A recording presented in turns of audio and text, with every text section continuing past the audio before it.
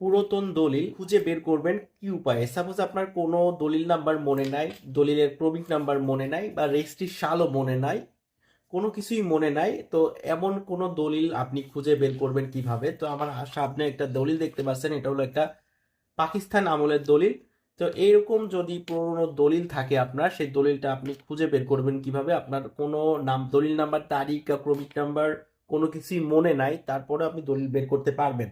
সমস্যা নেই, আমি দেখাই দিচ্ছি আপনাকে। তো আপনারা এই 4টা উপায়ে খুব সহজে পুরাতন দলিল খুঁজে বের করতে পারবেন। তো প্রথম হলো আপনাকে দাতা গ্রহীতার নাম জানতে হবে। কোন খতিয়ান থেকে জমি রেজিস্ট্রি হয়েছে সেটা যদি সঠিক তথ্য দিতে পারেন তাহলে বের করতে পারবেন। দাগ নাম্বারটা ঠিকভাবে বলতে পারলে সেটা দিয়ে বের করতে পারবেন। রেজিস্ট্রি করেছেন আনুমানিক একটা বছর, আপনাকে সেই বছর থেকে সেই বছর খুঁজলে আপনি সাব রেজিস্ট্রি অফিস থেকে খুঁজলে পুরাতন দলিল। তো এই 4টা নিয়ম আপনি ফলো করলে আপনারা পুরাতন দলিল খুব সহজে খুঁজে বের করতে পারবেন। ভিডিওটা শেয়ার করে অন্যকে জানার সুযোগ করে দিবেন। ধন্যবাদ।